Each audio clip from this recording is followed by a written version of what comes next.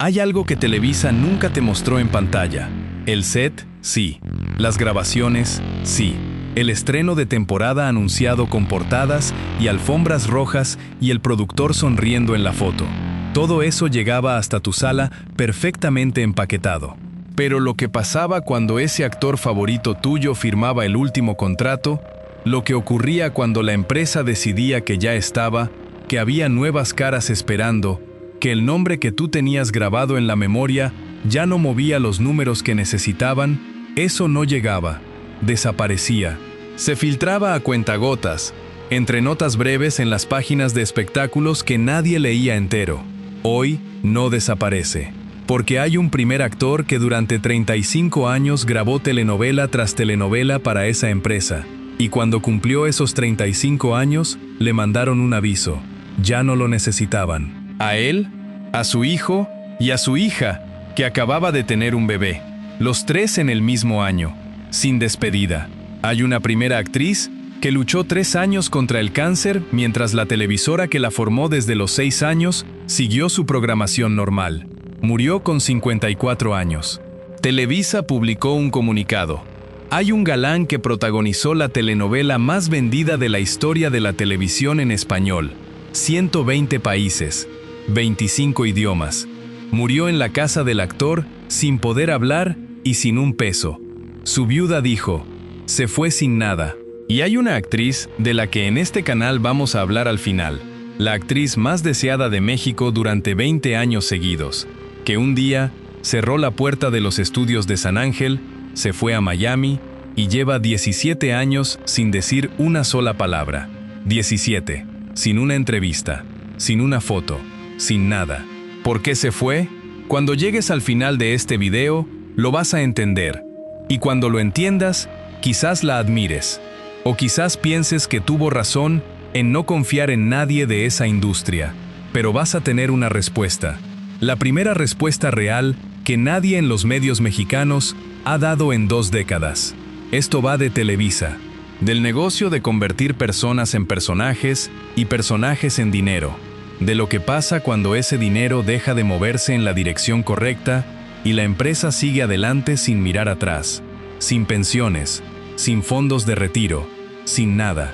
Vamos caso por caso, con los datos, con las citas, con lo que los titulares dejaron fuera. Y si eres de las personas que agradece que alguien cuente esto sin filtros, sin el lenguaje de los comunicados de prensa, sin proteger a nadie por su apellido o por el canal que los contrató, entonces este canal es para ti. Suscríbete ahora antes de que empiece el primer caso, porque lo que viene en los próximos videos va a ser igual de fuerte. Activa la campanita y dale like si ya en este punto sientes que esto era lo que nadie se había atrevido a contar completo. Arrancamos. Antes de que llegue el primer nombre, ¿cuál fue la primera telenovela de Televisa que recuerdas haber visto? Escríbela en los comentarios, porque probablemente alguna de las personas de este video estuvo en esa historia. Edith González tenía 6 años cuando apareció por primera vez en televisión. 6 años. La eligieron en Siempre en Domingo, el programa de variedades que en los 70 tenía más poder de lanzar carreras que cualquier agencia de representación en México. La pusieron frente a las cámaras, el público respondió, y ese fue el principio de casi 4 décadas de trabajo continuo en una industria que no suele dar esa clase de constancia a casi nadie. Edith González hizo más de 35 telenovelas, cine, teatro, 12 obras teatrales, 3 premios TV y novelas.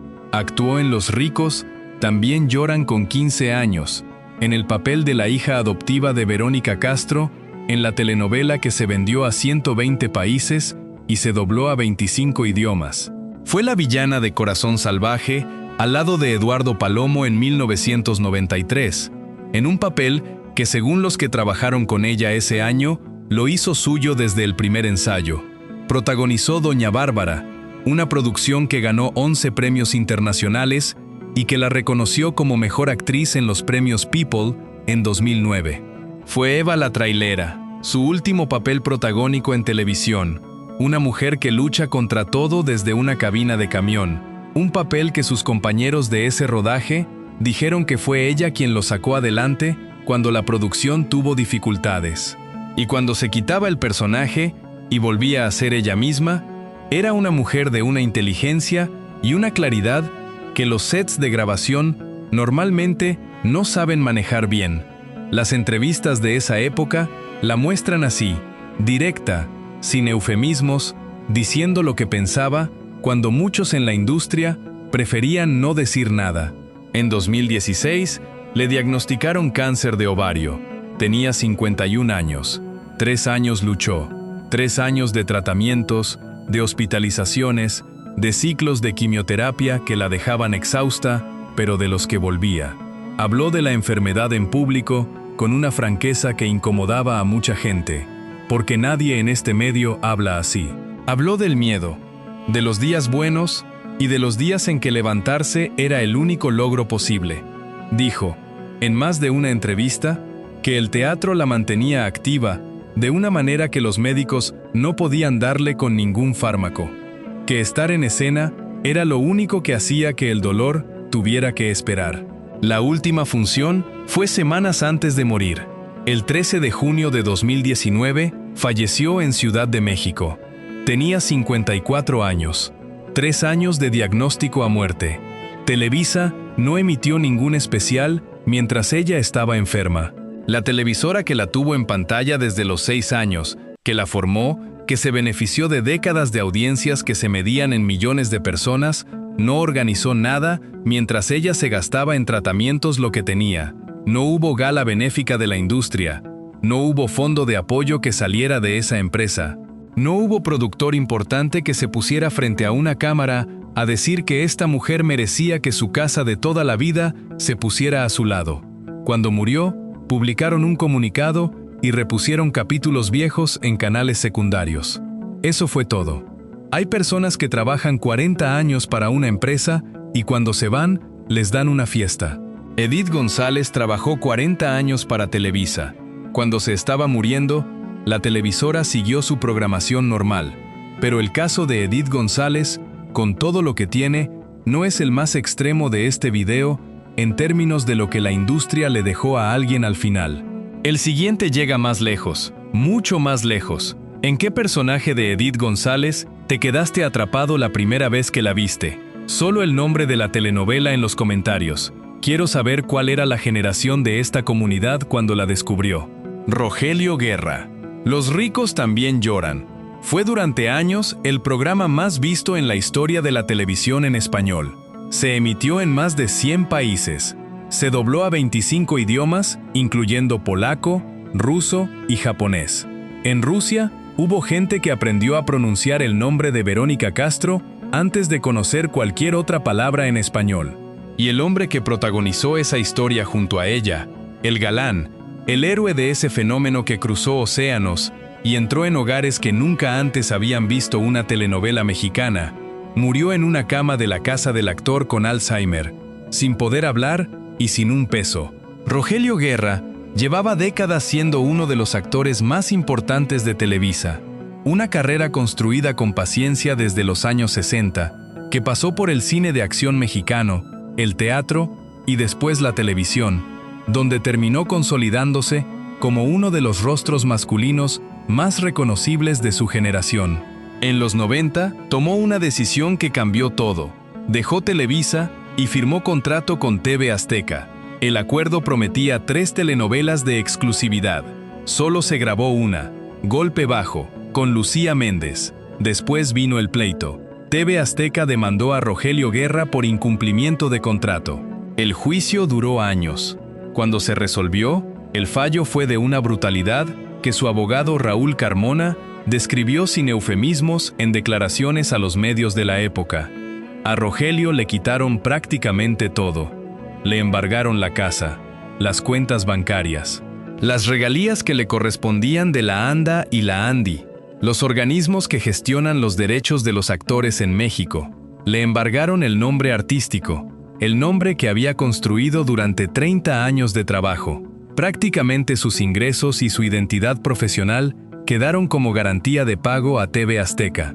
Un actor que ya no podía trabajar bajo su propio nombre sin que ese dinero fuera directamente a cubrir una deuda que la sentencia le había impuesto. El estrés del proceso, según los testimonios de su familia, fue lo que aceleró el deterioro de su salud. Vino el Alzheimer. Después, en 2015, la trombosis cerebral que lo dejó en silla de ruedas y sin capacidad de hablar. Vivió un tiempo en la casa del actor porque no había de otra. Su viuda, Maribel Robles, habló públicamente de esos meses. Los cuidados básicos costaban 30,000 pesos al mes. Había semanas en que no sabían de dónde iban a salir. Fue ingresado y sacado de esa institución varias veces, según los reportes de la época, porque su viuda prefería tenerlo en casa aunque las condiciones fueran más difíciles. El 28 de febrero de 2018, Rogelio Guerra murió a los 81 años. Un paro cardiorrespiratorio en Ciudad de México. Verónica Castro, su compañera en la telenovela que se vendió a 120 países, lo despidió con 3 palabras en Twitter: que descanse en paz. Su viuda resumió el final con una precisión que no necesita comentario adicional: se fue sin nada. La telenovela que hizo famoso a Rogelio Guerra sigue repitiéndose en canales de todo el mundo. Él se fue sin nada. Rogelio Guerra murió dentro de México, rodeado de lo poco que le quedaba. El actor que viene ahora murió en otro país, buscando un futuro que la televisora que lo hizo famoso no supo ofrecerle. Y en eso hay algo que duele de una manera diferente. ¿Sabías que Rogelio Guerra murió en esas condiciones? Escribe 1 si lo sabías, o 2 si es la primera vez que escuchas la historia completa.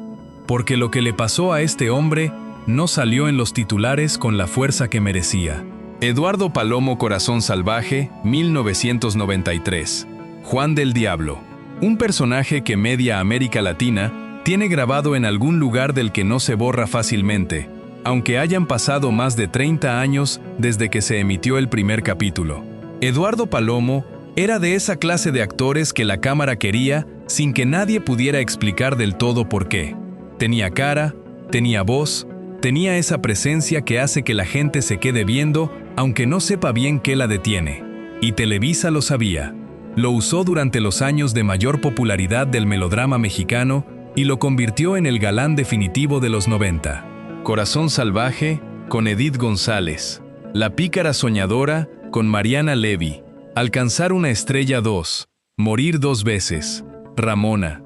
Producciones que se vendieron, que generaron audiencias millonarias, que pusieron su cara en revistas de toda América Latina durante una década entera.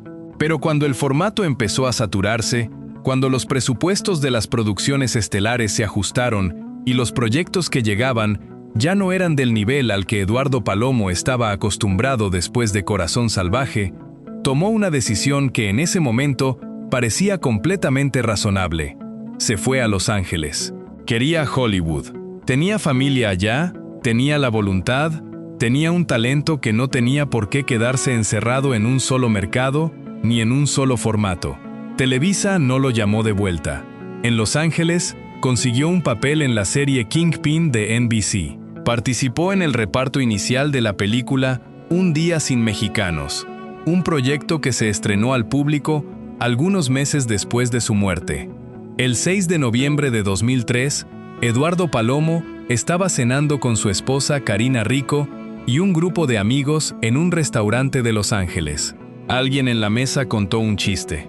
Él soltó una carcajada y cayó. Infarto masivo de miocardio. Tenía 41 años. Lo llevaron al hospital Cedars-Sinai. Murió minutos antes de la medianoche. Su esposa estaba a su lado. Sus hijos, Fiona y Luca, eran pequeños. Murió en una ciudad que no era la suya, buscando oportunidades en Hollywood, lejos de México, porque la televisora que lo hizo famoso a los 20 y tantos años no supo qué ofrecerle cuando el melodrama de época dejó de generar los mismos números en su parrilla. Eso es lo que no se dice en los artículos de homenaje que aparecen cada noviembre cuando alguien recuerda la fecha de su muerte. Hoy, más de 20 años después, cada vez que aparece en internet una foto de su hija Fiona, que siguió sus pasos y es actriz, alguien en los comentarios escribe el nombre de su padre, con un punto al final, como si cerrara algo que nunca terminó de cerrarse del todo. Eduardo Palomo murió. Lo que viene ahora no es una muerte. Es algo que a veces duele más que una muerte. Que te quiten el trabajo en el que te construiste como persona, y que te lo quiten a ti, a tu hijo y a tu hija el mismo año. Arturo Peniche 50 telenovelas. 35 años de exclusividad con Televisa. 35. Arturo Peniche entró a los foros de grabación de San Ángel en 1982. Tenía poco más de 20 años. Durante 3 décadas y media, fue uno de los actores más solicitados del elenco de la empresa. María Mercedes con Thalía, que se convirtió en uno de los éxitos de exportación más importantes de Televisa en los años 90. Monte Calvario, Valeria y Maximiliano. Producciones que se vendieron a decenas de países latinoamericanos y europeos y que pusieron su cara en los televisores de una región entera durante 3 décadas seguidas. Era de esos galanes que la audiencia de entre 45 y 60 años reconoce antes de que termines de pronunciar su apellido. En julio de 2017, Televisa le comunicó que ya no tenía ninguna relación laboral con la empresa. 35 años de exclusividad. Un aviso, sin acto de reconocimiento, sin ceremonia de ningún tipo, sin nada que marcara el fin de una relación de trabajo que había durado más de lo que duran muchos matrimonios. Pero ahí no acaba lo que hay que contar. Ese mismo año, la televisora tampoco renovó el contrato de Brandon Peniche, su hijo, que llevaba 10 años trabajando en producciones del mismo canal y que había construido su propia trayectoria dentro de los foros donde su padre había pasado toda su vida laboral. Y Giabet, la hija de Arturo, egresada del CEA de Televisa, la escuela de actores de la propia empresa, donde la habían formado desde joven y le habían enseñado el oficio, acababa de tener un bebé y tampoco encontró apertura en la casa que la había preparado para trabajar dentro de ella. Padre, hijo e hija, los 3 en el mismo año. No hubo comunicado, no hubo explicación pública detallada. El nombre de Arturo Peniche desapareció de los créditos de la empresa que lo había tenido en exclusividad durante más tiempo que prácticamente cualquier otro actor de su generación. Peniche lo dijo en público, con esa serenidad que da a haber vivido mucho. La gente que te dice que sufre porque perdió la exclusividad es porque vivió de ella. Yo soy de la mentalidad de trabajar, buscar trabajo. Intentó relanzarse como cantante ranchero. Los resultados no fueron los que esperaba. Hoy aparece en proyectos secundarios de televisión, en papeles de invitado. En 2026, un papel de invitado en una nueva telenovela de la misma empresa que lo desvinculó 9 años antes. Invitado, después de 50 telenovelas como protagonista. Hay algo en ese dato que dice más que cualquier declaración. Arturo Peniche perdió la exclusividad. Lo que le pasó a Ana Colchero fue diferente, y en cierta forma más revelador sobre cómo funciona el sistema por dentro. Ella no perdió la exclusividad, la ganó, y precisamente por eso la destruyeron. ¿En qué telenovela de Arturo Peniche lo viste por primera vez? Y si ya conocías la historia del despido triple, él y sus 2 hijos en el mismo año, escríbelo también. Quiero saber cuántos de esta comunidad conocían ese detalle antes de hoy. Ana Colchero. Este caso tiene un dato que muy poca gente conoce completo. Ana Colchero fue la única actriz de su generación que acabó siendo vetada por Televisa y TV Azteca al mismo tiempo. Las 2 televisoras más grandes de México, en simultáneo. Y eso ocurrió porque ganó un juicio. Colchero era una figura enorme en los 90. Corazón Salvaje, en 1993, la lanzó al primer plano. Era la villana de la historia, pero de esa clase de villana que roba la atención cada vez que aparece en pantalla porque hay algo en ella que el guión solo puede sugerir y el actor tiene que completar por su cuenta. Tenía eso. Después, protagonizó Alondra.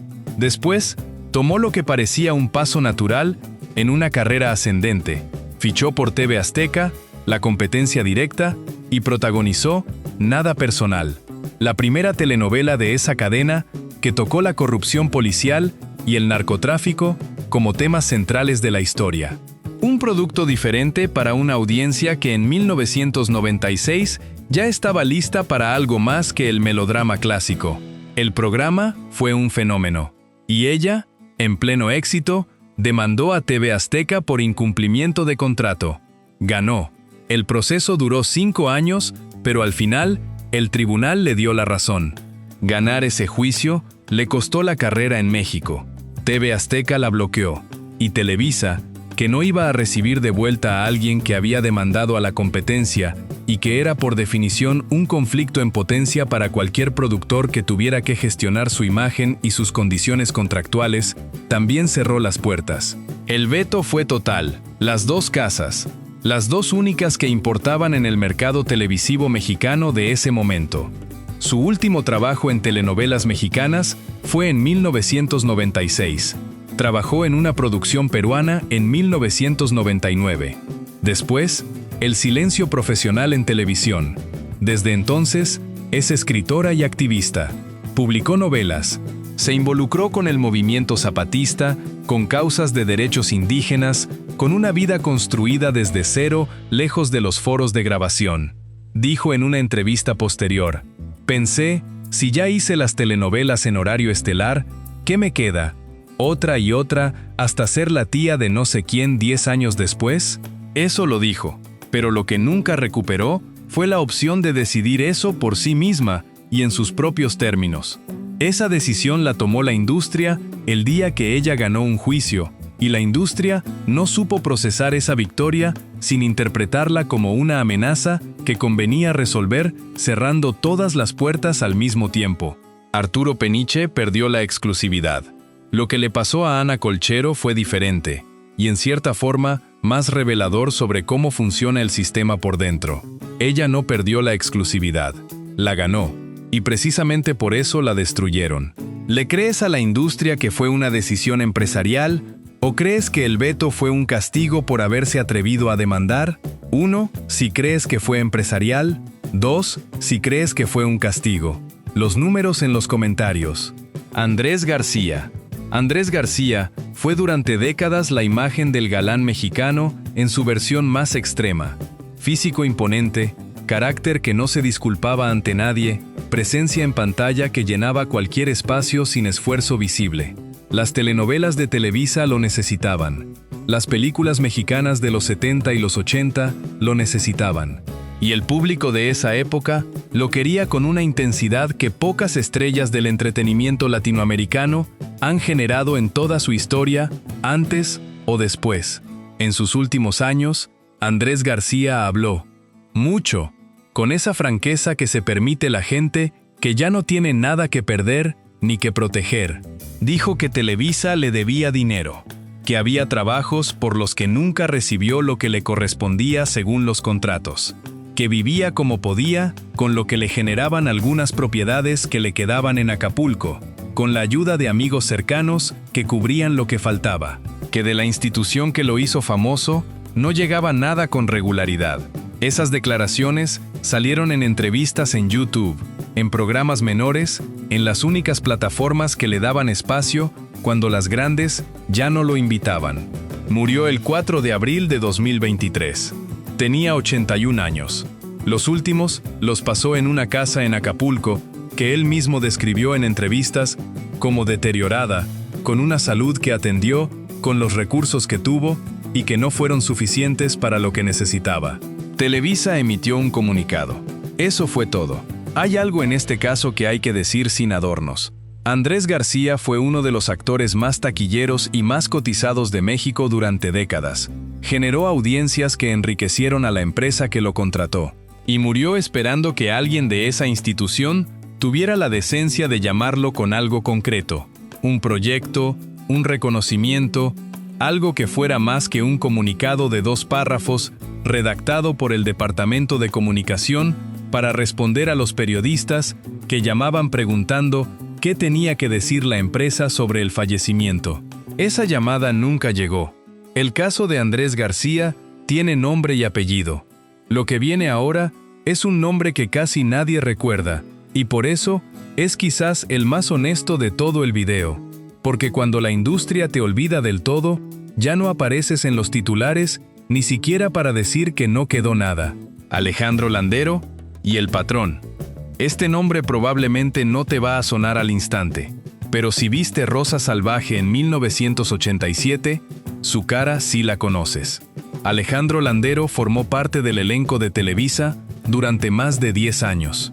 Rosa Salvaje con Verónica Castro, Pasión y Poder, Vivir un poco. Era de esos actores de reparto sin los que las historias no funcionan, pero que los créditos ponen en letra pequeña y que la industria olvida antes de que termine el rodaje. Trabajó con constancia, construyó una trayectoria modesta pero real, y salió de los foros en 1993, sin red de seguridad, sin fondo de retiro, sin pensión, sin nadie que le dijera qué hacer con lo que venía después de 10 años de trabajo dentro de una empresa que no había construido ningún mecanismo para gestionar las salidas. A partir de ahí, construyó su vida como pudo. Dio clases de actuación en Morelos durante casi una década. Trabajó en una casa de cambio. Fue socio de una empresa de vinos españoles. Publicó su historial profesional en LinkedIn, como hace la gente que no tiene representante. El 19 de octubre de 2025, una cuenta de vecinos de la colonia Condesa publicó un video en redes sociales pidiendo ayuda para un hombre que llevaba noches durmiendo en un camellón de la avenida Mazatlán. Junto a él, 4 gatos y una perra pequeña que no quería abandonar bajo ninguna circunstancia. El hombre era Alejandro Landero. El video se volvió viral en horas. Vecinos de la zona le llevaron comida y ropa. Alguien le grabó unas palabras. Landero miraba a la cámara con una calma que costaba entender desde fuera. Estoy pasando una situación difícil, una prueba dura, pero Dios siempre te muestra los caminos. Tiene diagnosticado autismo y trastorno por déficit de atención. Nunca tuvo una red de seguridad.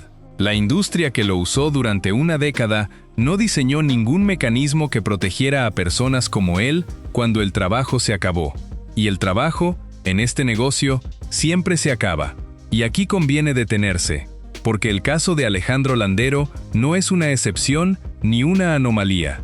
Es el patrón repetido con nombres distintos. Rogelio Guerra murió en la casa del actor. Edith González luchó sola contra el cáncer durante 3 años. Andrés García pasó sus últimos meses en una casa deteriorada en Acapulco, esperando llamadas que no llegaron.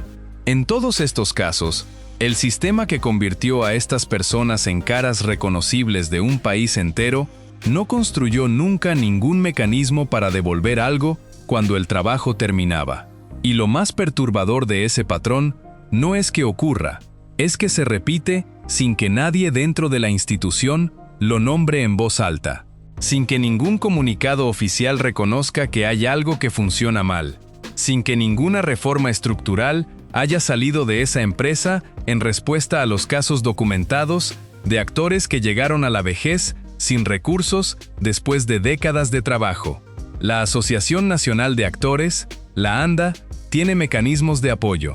La Casa del Actor existe para eso, pero esos mecanismos son redes de último recurso, no sistemas de retiro dignos.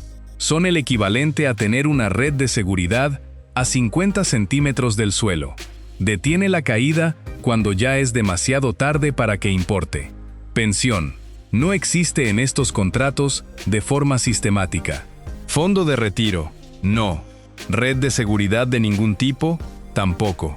Televisa construyó estrellas con una eficiencia que pocos sistemas de entretenimiento en el mundo hispanohablante han igualado. Lo que nunca construyó fue la forma de amortiguar la caída. Alejandro Landero cayó sin red. Lo que viene ahora es la historia de alguien que vio ese sistema desde adentro durante 20 años, lo entendió mejor que nadie y eligió una salida que nadie en esta industria se esperaba, y que 17 años después sigue siendo la decisión más desconcertante que ha tomado una estrella de la televisión mexicana en toda su historia.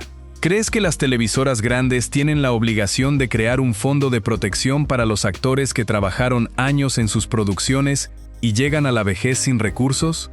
1, si crees que sí. 2, si crees que eso es responsabilidad individual de cada actor. Esta no es una pregunta fácil y no tiene respuesta cómoda. Quiero ver cómo piensa esta comunidad. Adela Noriega. Y llegamos al caso que más de la mitad de los que están viendo este video vinieron a escuchar. Lo sé, porque cada vez que el nombre de esta mujer aparece en Internet, el contador de búsquedas sube sin que ella haga nada. Cada vez que alguien publica una foto suya de los 90 en redes sociales, los comentarios se llenan de personas preguntando dónde está, qué pasó, si está bien.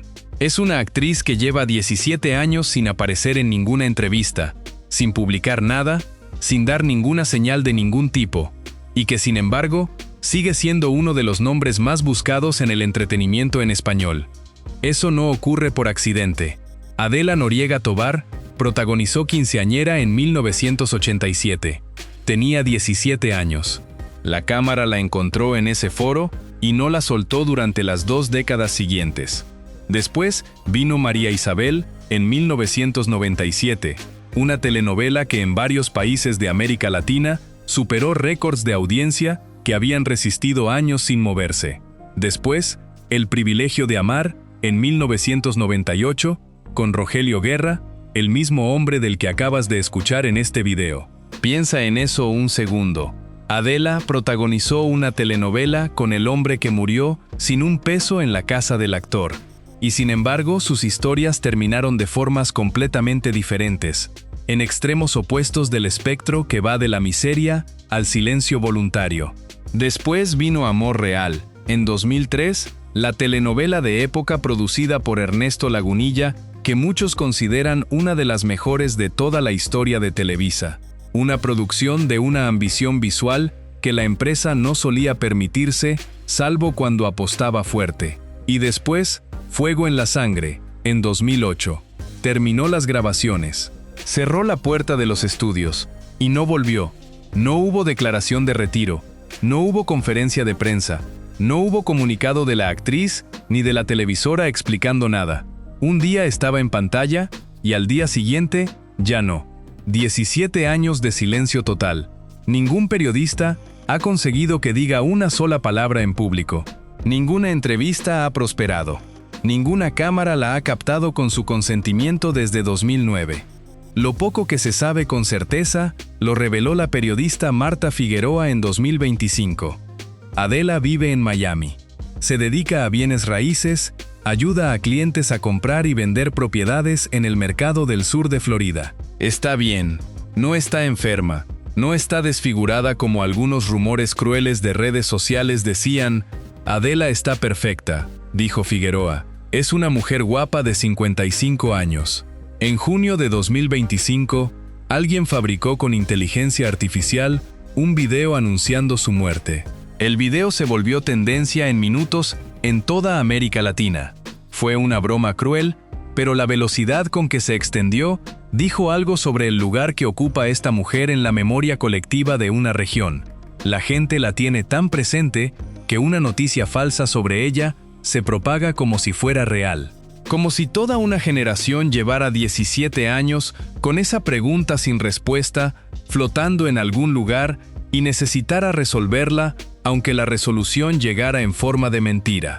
En enero de 2026, el productor José Alberto Castro, el Güero Castro, reveló en una entrevista que había intentado contactarla para ofrecerle un proyecto nuevo. Sin respuesta. Ernesto Laguardia, su compañero en Quinceañera casi 40 años atrás, contó que Televisa también la buscó en 2022 para un especial del aniversario de esa telenovela. Las negociaciones, si es que llegaron a ser negociaciones, no prosperaron. Hay rumores de una posible serie de Netflix con su nombre. A la fecha de grabación de este video, no hay nada confirmado. Y mientras esos rumores circulan, Adela Noriega sigue en Miami, vende casas y no dice nada. ¿Por qué se fue? Las versiones hay muchas.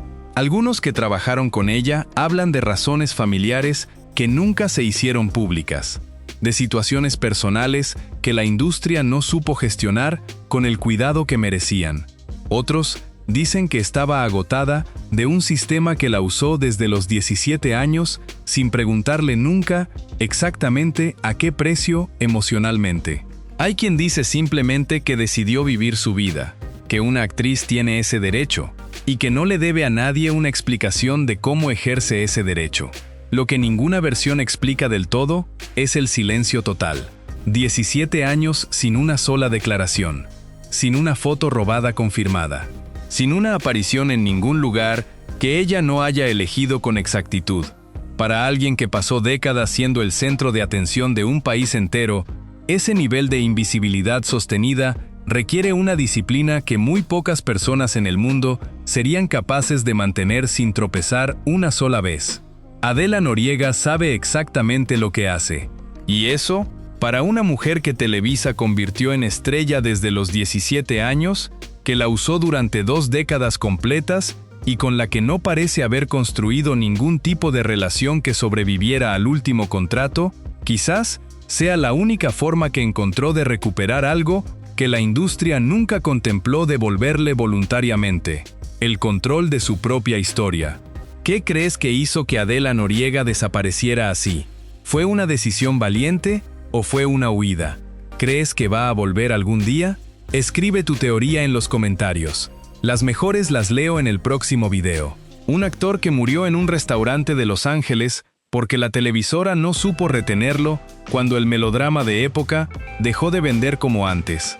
Una primera actriz que luchó 3 años contra el cáncer, mientras la empresa que la puso en pantalla desde los 6 años siguió su programación normal. El protagonista del programa más visto en la historia de la televisión en español murió sin un peso y sin poder hablar. El galán más taquillero de México durante décadas vivió sus últimos meses esperando una llamada que no llegó. Una actriz ganó un juicio y las 2 televisoras más grandes del país la vetaron al mismo tiempo. Un actor que trabajó 10 años en Rosa Salvaje dormía en un camellón de la Condesa en 2025 porque nadie le había dejado nada con qué sostenerse. Y la mujer que fue la cara de Televisa durante 20 años seguidos lleva 17 años en Miami vendiendo casas y sin decir una sola palabra. Televisa construyó estrellas. Eso es un hecho y hay que reconocerlo.